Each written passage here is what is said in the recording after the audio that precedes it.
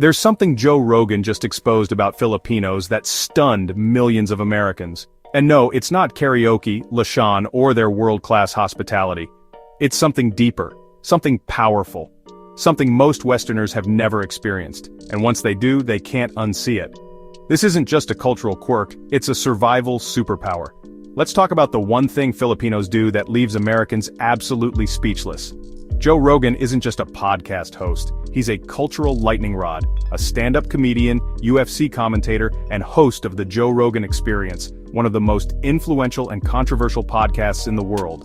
Rogan has interviewed astronauts, CIA agents, scientists, monks, celebrities, conspiracy theorists, you name it. And when he talks, millions of people tune in. But this time, he wasn't talking about DMT or Elon Musk. He was talking about the Filipino people. And what he said surprised everyone.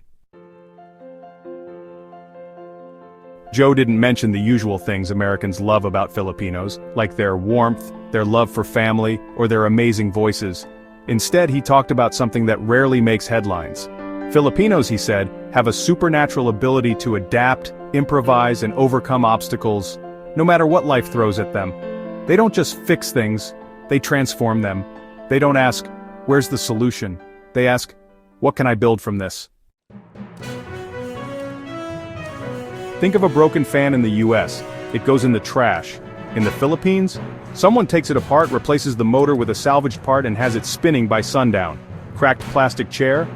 In America, that's a trip to Home Depot. In the Philippines, heat a spoon, melt the crack, smooth it down, and the chair lives again. This isn't just recycling, this is survival intelligence. Filipinos can take a tree, a tire, a spoon, and turn it into something useful. And they've been doing it for generations. This isn't new. During Spanish colonization, while colonial powers built massive stone buildings that collapsed in storms, Filipinos built flexible bamboo homes that bent, but didn't break, during typhoons. After World War II, when American forces left thousands of military jeeps behind, Filipinos turned them into jeepneys. Colorful, creative, and completely unique vehicles that are now iconic symbols of Filipino identity. Go back even further. Over 2,000 years ago, the Ifugao people carved the Banawe rice terraces by hand.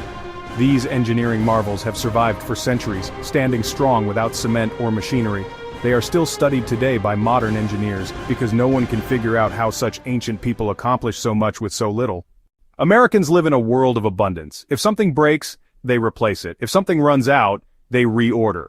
But Filipinos live by a different system. It's called tingi culture. Need cooking oil but can't afford a bottle? Buy a single serving in a plastic sachet. Want shampoo? Buy just enough for one day. To the untrained eye, it might seem like poverty, but it's not. It's precision efficiency. It's about avoiding waste, surviving today, and making every peso count. You don't need an MBA to see Filipino genius in action. Taho vendors roam the streets before sunrise, serving warm tofu with syrup and pearls from steel canisters balanced on their shoulders. No signs, no websites, no QR codes, just a call in the morning air. Taho! They've been running successful micro-businesses long before food trucks became trendy in New York or LA. Sorry stores? They're not just corner shops. They're community hubs, running on trust, credit, and recycled materials. Plastic jars become containers. Ice cream tubs become bowls. Everything has a second life.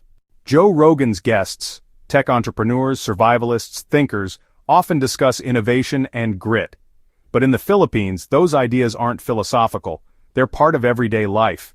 To Americans who are used to systems doing the thinking for them, this do-it-yourself lifestyle is foreign. They're not used to solving problems without a manual. They've never had to climb a coconut tree to get a signal or fashion a broom from palm leaves.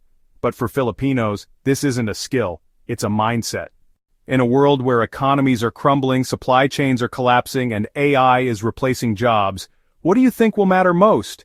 A person who knows how to thrive only in perfect conditions? Or someone who can adapt, build, and solve no matter what? Joe Rogan didn't just praise Filipino resilience, he warned us, this is the kind of intelligence the world is going to need. Not just intelligence of degrees and credentials, but of grit, vision, and creativity from the ground up. Filipinos don't just survive, they create. They build homes from bamboo, they sculpt art from scrap, they turn problems into pride. It's not about money, it's about mindset. And that's what Joe Rogan exposed, that in a world full of luxury, The most valuable resource might just be people who know how to make something out of nothing. So, what's the takeaway? Maybe it's time the world stopped looking only to Silicon Valley for solutions, and started learning from the sorry store, the jeepney driver, and the child who fixed his broken toy with a spoon and some wire. Because in that everyday Filipino, you'll find the future of survival, and maybe, just maybe, the secret to happiness too. If you've ever been amazed by a Filipino's creativity, share your story in the comments. And if you're Filipino, what's something you fixed, built, or repurposed that left someone speechless? Because real innovation doesn't need a lab, sometimes it just needs heart.